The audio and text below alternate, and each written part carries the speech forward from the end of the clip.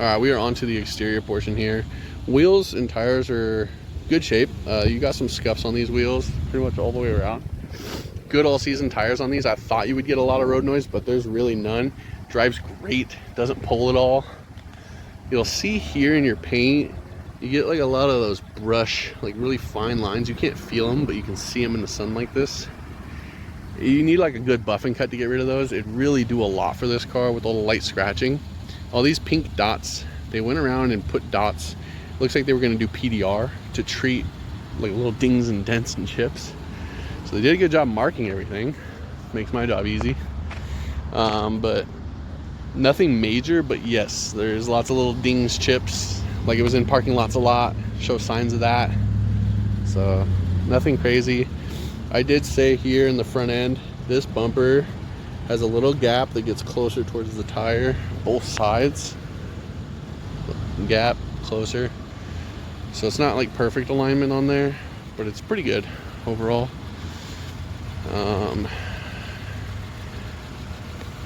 Crash bar, everything is all good inside here, so looks good. The other thing up top, this has the cameras and everything, factory glass. I always recommend keeping it factory glass. If you can't afford it, wait. The aftermarket glass will always give you problems. Now these roof rails, you pull this clip, they come up like that, and then you fold it over to the other side, and it keeps them long ways. So when you're not using them, you don't have to listen to the wind sound. I love that design. It's really awesome. Sunroof there too. Looks great. We are on the engine bay here. So this is the 2.5i. So naturally aspirated. They did do like a cleaning on here, so it's got like that silicone-y stuff all over it. A couple things I did note. Brake fluid, really good shape for this mileage. Nice and clean, that's what we want. This is an electric power steering system, so you don't have to worry about that fluid. Battery is newer, corrosion on the tie down, keep an eye on that. On this side, everything looks pretty good. You'll see here, there's like some residue right here. So I'm not sure if they cleaned a little bit of a mess that was going, or if it's just some debris from previous road that the owner lived on or something like that. There's nothing below that's wet.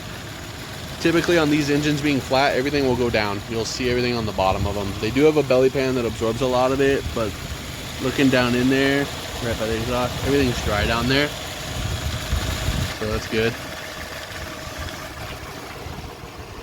And then as far as like fenders and everything are all still Subaru. So on the front end, everything's still really good here. Radiator in good shape. We did have questions about the transmission. These are CVTs, so they're checked like a differential essentially underneath. I did get my mirror under there and laid down and slid under as far as I could. The plugs do seem like they have been checked. There's marks where a tool's been put on them, and the gasket, the washer, it normally comes with like a dark metal and it's got a little lighter metal on there, so it's been replaced now. So something there to keep in mind. It's supposed to be due every 60K, so if it was done at 60, you're good until 120. If it wasn't done until recently, check Carfax. Any kind of major service like that will be posted there, and you can run your mileage from there. Alright, we're going to show you the underside here. I start from the front. I always like to look front to back. Just shows if anything's sagging down there or loose, hanging out. You can also see any wet zones and if they've been blowing oil or anything back. So nice and dry. Chin's not all scraped up and everything, so that's really good. Good to see that. I'm going to go to each corner and kind of show you how everything's doing. Alright, this is the driver front corner. That's going to be your lift point. It's going to be your body or frame, because it's a subframe. Transmission there. That's your pan to the transmission, not your oil pan, so don't drain that. The plug under there looks like it's been opened, which is the drain, so they had to put fluid back in. Washer is also replaced. Going to the rear lift point here, also in good shape. And then that is going to be your fuel tank, so it's like a saddle tank, goes across the driveline and the exhaust. And then we'll stop and go to the rear. Alright, so we're at the rear end here. It's going to be your body underneath, really good shape. Differential there, all looks really good. did make a note. Here, actually, I'm gonna put this down for a second. On your rear shock here, oh, rear shock there, it is blown. Like all of that residue and stuff is the oils that came out, the hydraulic fluid. Only one though. So go to the side. This is your passenger lift points. All looks really good, body in great shape.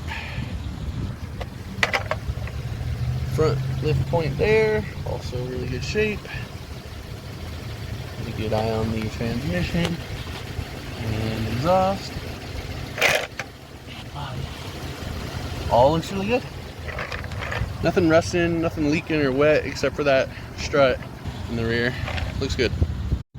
All right, so we are on to the interior. I start at the wheel, especially on newer cars. So this has pretty much everything. Adaptive cruise, it'll give you alerts for the lines. It'll help you with the lines. This controls your info up here, so you can change like mileage, speedo, radio, nav, voice commands, volume, radio. You do have paddle shifts on this guy, so you throw it into manual and you use those. All the options: traction control, blind spot, lane keep, and forward collision. This button will make you very irritated if you ever play with it. You push it on accident and then the rear lift gate never works. Just ignore that button unless you need shorter height. When it opens up, you can't reach it. That's what this button's for. On the door card here, you do have memory seats, power front windows or auto, and then all the other ones are normal. And then this does have lift gates open, so we're looking at the sky here, but it has a rear backup camera, does let you know if something's coming, and also offers assistance there. Where mileage is 105, 151 at the time of inspection. And then here is your heads up, all working great. The auto works as really well as well. And then you do have really good cold air, heated seats, and heat works. All the modes go through what they're supposed to. No weird smells. We're gonna pause here and open it up. All right, we are on the driver looking in. So seat in really good condition, power on both sides. This one does have the lumbar support and goes up and down. It does have all weather mats throughout. The carpet's in great shape. X mode is with your parking brake there. It'll turn off by itself over 25, but it's kind of for like if you're stuck in low speed scenarios or you need a little help. It does have a sunroof. Headliner's okay. You can see some staining here, some stains there. We'll go to the back here and I'll tell you what I think. They had chilies, little guys, and they were here for a while. Now you can see both car seats. They've been in that spot for a very, very long time. So the foam is kind of made its home. These are heated. They do work. Window and door card here. And we're gonna go to the other side. All right, on this side, we do have like a couple nicks and pressure points. Maybe they had like a pup or something. Same thing here with the pressure into the foam. This one you can see even kind of like rub this shiny smooth area. So keep an eye on that. That might be like a weaker spot on this seat now. But overall good shape. There's no tears or rips or any kind of concerns like that. Just, you know, they used them. Power seats here, great shape. Does have the owner's manual and everything in there. And then this door card, I've seen this little narc there. But overall, that's your interior, really good shape. Black leather is the way to go. All right, so we are in the rear hatch now. This does have the all-weather mat, and then it also has the seat back protectors, which is nice. If you ever fold everything down, you don't have to worry about your leathers and fabrics getting chewed up. This guy works, locks in place. And then there's like another side to it that goes further forward if you're in a different position. It's kind of weird. Like when you fold these seats down, it locks up there. It's weird. It does have factory sub. Not too bad. I'm gonna pause it here and open up the spare area.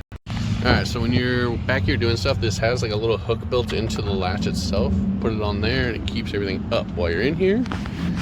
This is gonna be your recovery guy. It's supposed to be in there like that. All your tools and everything still in the plastic. That's awesome. Full-size spare on this guy. Not a matching rim, but full-size spare. It is full of dust, hair, fingernails and stuff. Definitely want to get that cleaned out. It's kind of gross. But power lift gate. Let me put this down and then we'll show you that. There we go. Nice clean back down. Push the switch. Very smooth operation. It's not jittery. Good, nice pace.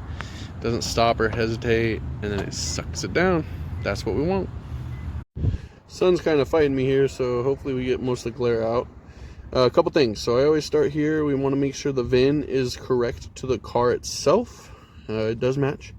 As you see, we do have some faults on this guy. A lot of these are going to be voltage related codes. Basically lost communication, low voltage, not enough voltage, right? Tire pressures, you do have active light. It's saying there's either an issue like it lost communication with transmitters, or the pressure is not where it's supposed to be. That's what it's saying.